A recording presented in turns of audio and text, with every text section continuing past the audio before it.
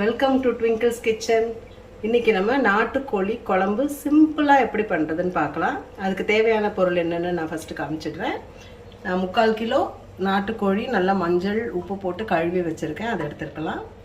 அதுக்கப்புறம் அதுக்கு தேவையான பொருட்கள் சின்ன வெங்காயம், தக்காளி, கருவேப்பிலை, லாஸ்ட்டில் அரைச்சி ஊற்றுறதுக்கு தேங்காய் துருவல், சீரகம், சோம்பு, மல்லித்தழை, கொத்தமல்லி தூள், மிளகாய் தூள், மஞ்சள் தூள், உப்பு.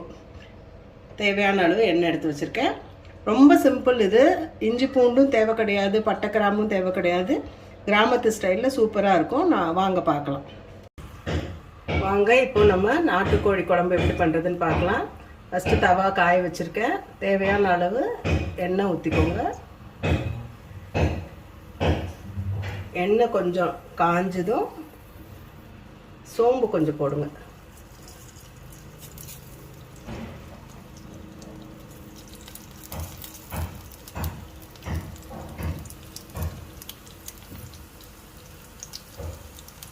சோம்பு பொரிஞ்சு வந்ததும் நம்ம வெட்டி வச்சுருக்கிற சின்ன வெங்காயத்தை போட்டு கருவேப்பிலையே சேர்த்து போட்டுருங்க. இப்போ வெங்காயம் அரை வேக்காடு வெந்துருச்சு. இந்த டைமில் நான் வெட்டி வச்ச ஒரு சின்ன தக்காளி அதையும் போட்டு நல்லா வதக்கலாம். அதுக்கப்புறம் நம்ம சிக்கன் போட்டு வதக்கலாம். வெங்காயம் தக்காளி ஓரளவு வதங்கியாச்சு. இந்த டைமில் நம்ம சிக்கனையும் போட்டு வதக்கலாம்.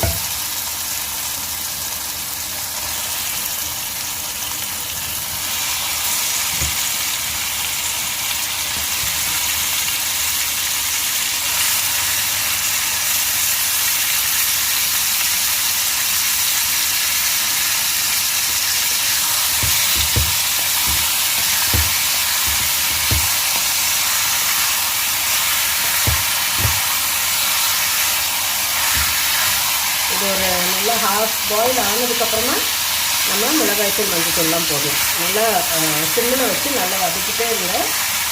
அதுக்கப்புறம் நம்ம மசாலா தூள் போடலாம். நல்லா சிக்கன் நல்லா வதங்கிடுச்சு.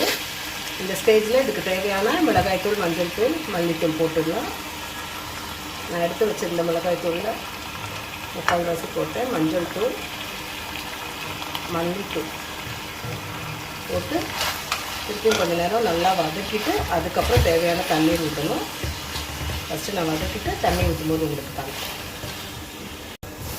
மிளகாய்த்தூள், மல்லித்தூள்லாம் போட்டு நல்லா வதக்கியாச்சு. இந்த ஸ்டேஜில் நம்ம தேவையான அளவு தண்ணி ஊற்றிக்கலாம். நல்லா தண்ணியாக வேணும்னா நீங்கள் நிறைய ஊற்றலாம். நான் கொஞ்சம் கட்டியாக வைக்க போகிறதால 1 கப் தண்ணி மட்டும் ஊற்றிக்கிறேன்.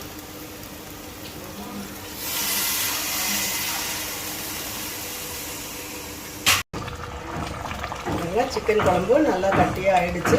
சிக்கனும் நல்லா வெந்துருச்சு. இந்த ஸ்டேஜில் நம்ம அரைச்சி வச்சுருக்க தேங்காய், சீரகம், சோம்பு ரொம்ப அரைக்கக்கூடாது, கொஞ்சம் குறைன்னு அரைச்சிக்கோங்க. போட்டு இன்னும் 2 கொதி வரட்டும். அதுக்கப்புறம் நம்ம கொரியாண்டர் லீவ்ஸ் போட்டு இறக்கி. நாட்டுக்கோழி சிக்கன் குழம்பு ரெடி ஆகிடுச்சு. மேலே நம்ம பச்சை கொத்தமல்லி போட்டு கார்னிஷ் பண்ணி காமிக்கிறேன். இது அப்படியே நம்ம ஒரு பவுலுக்கு ட்ரான்ஸ்ஃபர் பண்ணிடலாம். சுவையான நாட்டுக்கோழி குழம்பு ரெடி. சுவையான நாட்டுக்கோழி சிக்கன் குழம்பு ரெடி ஆகிடுச்சு. வாங்க சாப்பிடலாம்.